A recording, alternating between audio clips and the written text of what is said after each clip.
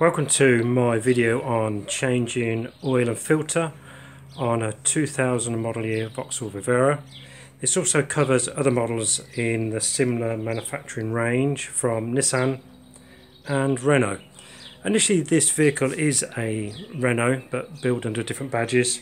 The claim is that there are 80% content in each of the other models. Anyway, by the way, so here we go. To change oil on this vehicle model. This is a 2013 model year. Currently the first thing to do is to jack up the vehicle.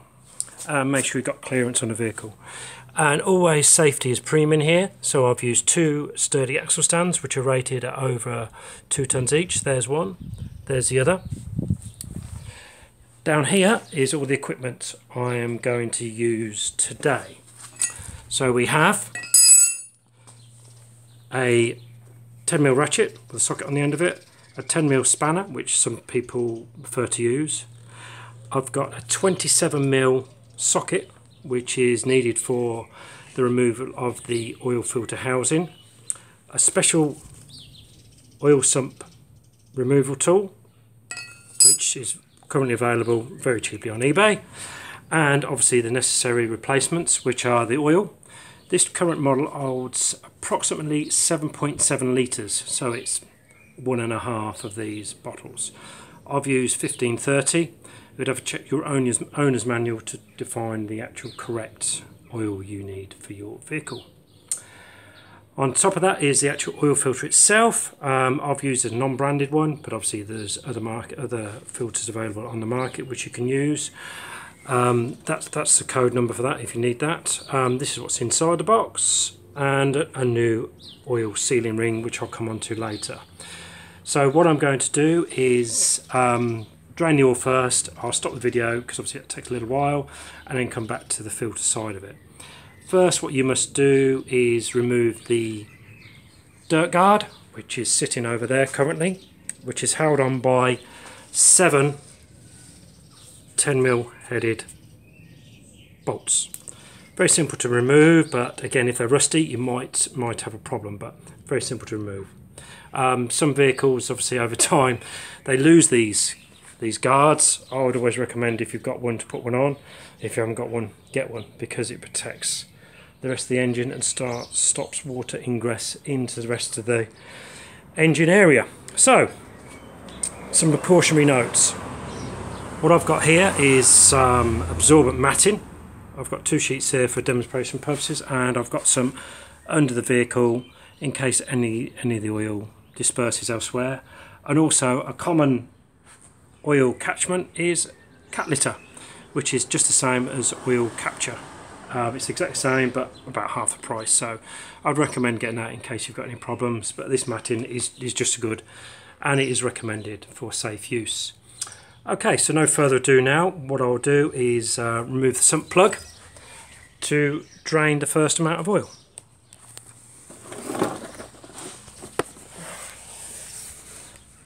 You can see this engine is a pretty clean engine, straightforward enough to identify the sump plug, which is just there. You can see that with the light, and the oil filter housing, which is just there, which we'll come on to later.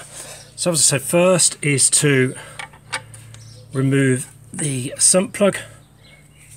It's a little bit loose actually, that was, so I'll just make a note of that for when I turn it, when I put it back in. One thing to note is to get your engine to just warm. I wouldn't say red hot, because if it gets hot you're going to burn yourself when you take the oil out. Obviously make sure that's lined up with your bucket. Obviously you want something that's going to take more than 5 litres to capture the oil. So here we go. Just be very careful how you do that. I usually just hold it like that and then just take it out. You can feel when the threads have come out. And there we go. There's the oil running out. And obviously what's good for the matting is that you can obviously rest it down on there while that's cleaning off. There's a new washer there that we'll need for that. So it comes in 2 parts, a sump plug and a washer. Don't worry about the blackness of the oil. Diesel oil out of this sump is always very, very black. It collects all the dirty bits out of the engine and it remains in there. So What I'm going to do now, I'm going to pause the video because this is going to take probably, I like to leave about 5 minutes to 10 minutes for the oil to drain out completely. So catch you in a minute. Another top tip also you could do when you're draining your engine oil is to remove oil filler cap and just pull out the dipstick. The reason for this is, it's not necessary, but it just helps a little bit, is to allow air to get into the engine so you don't prevent a vacuum forming in the engine when you drain the oil. It's not necessary, but it helps because obviously the engine must breathe anyway, but if you remove these two, it just helps you a bit further. Let's just check how the oil's draining out.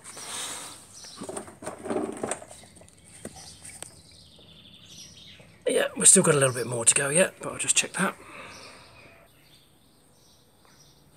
Welcome back. Another little tip when the final oil has run out of your engine sump is to, what I call it, flush through with another bit of extra oil. So this oil is going completely to waste, but it's not for what you think what it's going to do. It's going to run all the way through the engine, through the sump, and hopefully take some of the waste oil back out with it.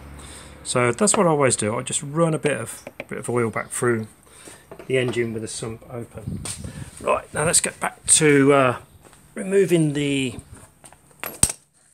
oil filter, which is probably the most trickiest job of all. And there we go, you can see that oil that I've just dipped in the top there, running through now, the last little dregs of that, which is good. We'll just wait a minute for that to come through there, and then we can just put the sump plug back in. It's always best to have a bit of blue, I call it blue roll, but a bit of rag or whatever will do, just to clear up any kind of mess on your tools or anything like that. So that's all good now. Right, while we just wait for that. As I said to you before, the oil filter is sitting up there nicely. It's got a little clip on it just there, don't worry about that. That's actually, it's quite a clever idea really. It's just to hold, let's push it on, just to hold your socket. I'm struggling to do this with one hand. There we go, got it on there now. Just to hold your socket in place, which is quite a good thing really. So let's not get too carried away here first of all. I always think it's best when the oil filter is low in the engine, which this one is to just do your oil first. If some vehicles have their oil filter at the top of their engine, obviously it's beneficial to take the oil filter off at the same time then when you're doing that, but this model it doesn't really matter. Right, there we go. I've got a new washer on there, so I'm going to put that back in now. Or you always get a little bit of oil on your hands or whatever when you're doing this, but here we go. Let's do that with a finger tight, like that, up there. As I said to you when I opened this was a bit loose, which was a bit unusual, but it just shows you that it wasn't actually leaking even though it was loose, so that was good news. Right, let's tighten up there. There we go, just tighten it up. If you can see that, guys, there we go.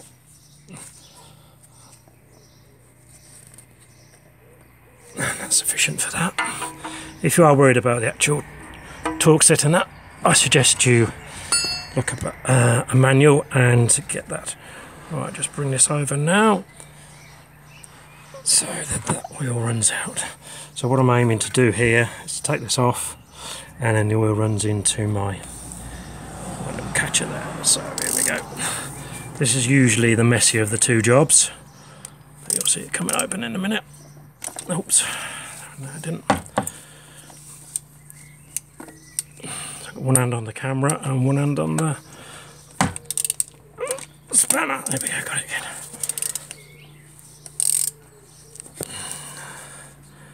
It's just proving a little bit difficult. There we go. There we go, got it this time. Never usually tight because obviously it's plastic going into metal, so it's never ever be tight. The only thing that's actually holding it is the rubber seal, which I'll go into more detail in a minute when this comes off. As I say, never usually a problem. There we go. Then you always get oil runs out of it again. Again, good idea with the matting. If you can see that, hopefully you can. Let's just move that camera back a bit. You can, yeah, just about. There we go. This is a really messy job, this is. There it comes. can see the oil filter there. Again, more oil runs out of this as well because it gets trapped in the internals of the engine.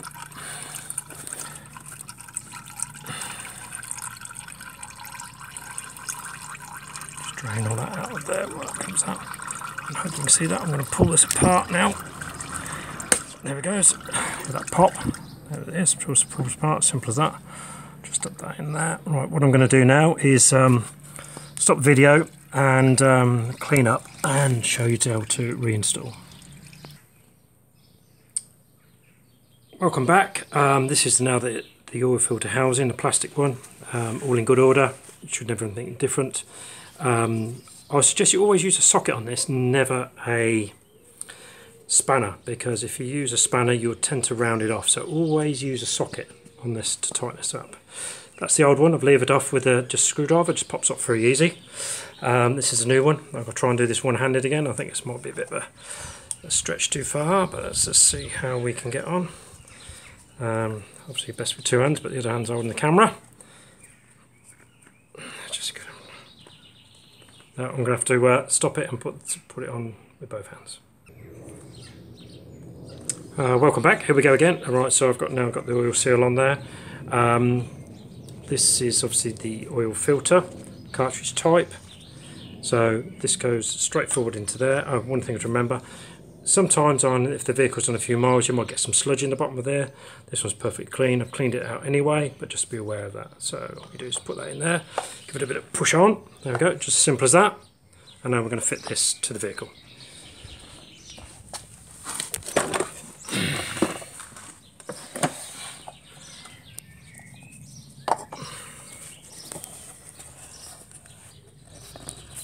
So just as it was removed,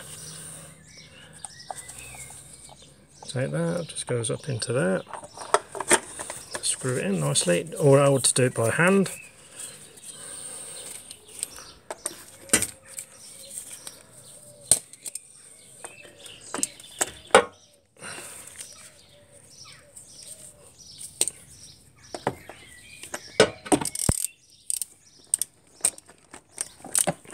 Stuck at that little clip's causing a bit of a problem just to...